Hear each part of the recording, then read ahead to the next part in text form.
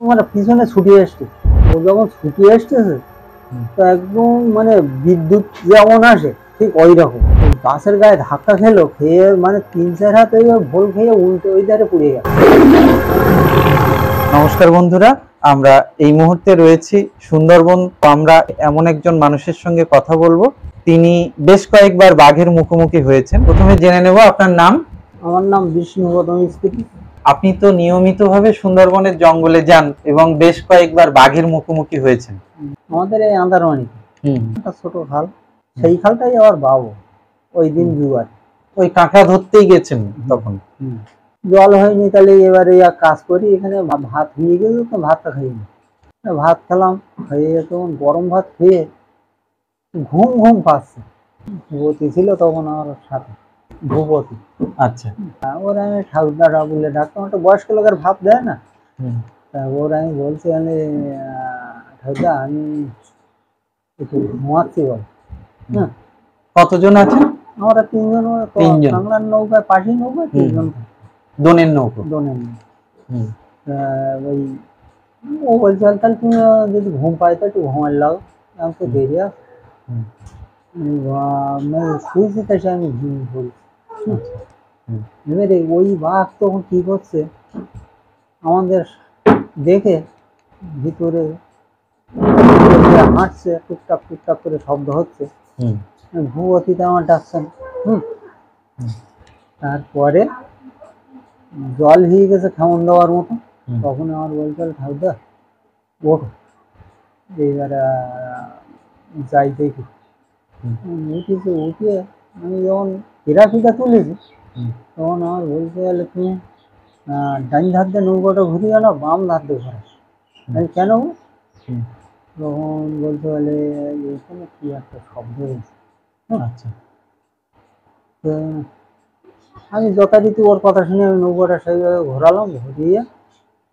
আপনি মাঝিতে ছিলেন? এবারে ও গলিতে একটা বুটে নিয়ে বসে বাঁচছে, আর আমি পাশা। ও যথারীতি আমার দিকে লক্ষ্য রেখেছে ভোর। আচ্ছা, তারপরে বলছে বলে ঠাকুরদা তুমি নৌকাটা একটু বাইরে যাও। হ্যাঁ, পাছাটা বাইরে দিতে। হ্যাঁ। এবারে আমি বলি কেন? তো বলছে বলে তোমার পিছনে ছুটি আসছে। আমার পিছন দিয়ে আসতেছে। আচ্ছা আচ্ছা। এবারে ওই ভূপতি সামনে দিকে ও ওই বাঁচছে আর পিছন দিকে আমার দিকে তাকাচ্ছে। আচ্ছা, এবারে আমি বলি কি সর্বনাশ, এই তো ইয়ের যাওয়ার লক্ষণ থেকে তো কথা শুনবে না।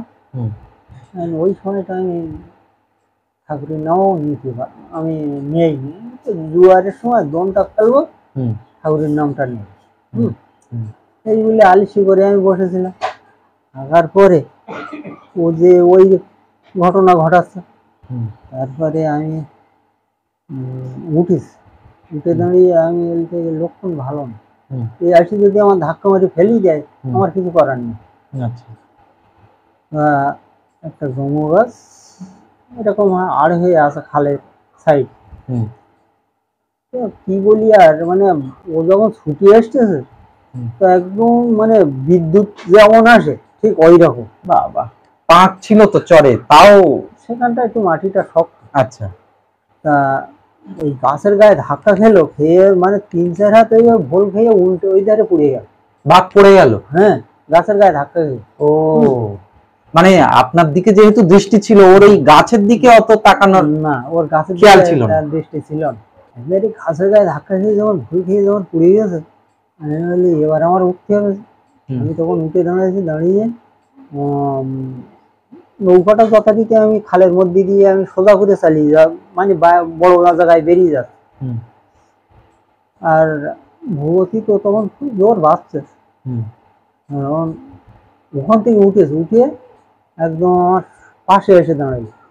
আচ্ছা, দাঁড়ানো বলতে মানে সেখানে কটা ওই গরান গাছ টাছ আছে, তো সেইখানে ও এক কি বলি আর ওই তখন হাত ৩-৪ ব্যবধান আপনার থেকে। হ্যাঁ, ওখানে ও লুকিয়েছে, তো আমি আর কিছু দেখতে পাচ্ছি। ও, ওই গরান গাছের মাথার উপরে আমি বুটের বাড়ি মারছি। দেখি এখানে কোথায় আছে। ওখানে একদম কোনো নড়াচড়াই করলো না। আচ্ছা। যখন নৌকা যখন বাইরে বেরিয়ে গেল, হ্যাঁ। মধ্যে বেরিয়ে ও ফুলে ফুঁপে একেবারে সে বিশাল অবস্থা লম্বা।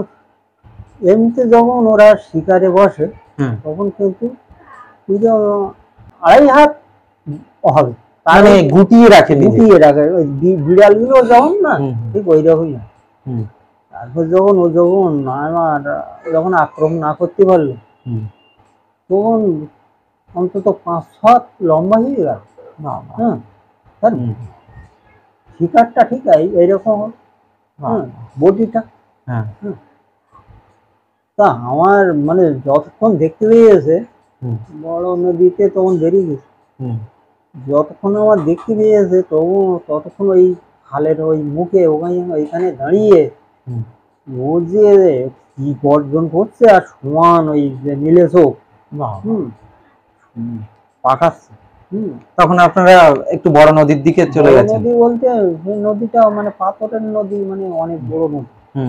আমাদের এই যে নদীটা আছে না, বিদ্যা নদীর মতো বড়। আচ্ছা। ও আর জলে নামিনি, মানে আর সাহস করেনি। এই হচ্ছে ব্যাপার। বন্যের কথা কি বলি,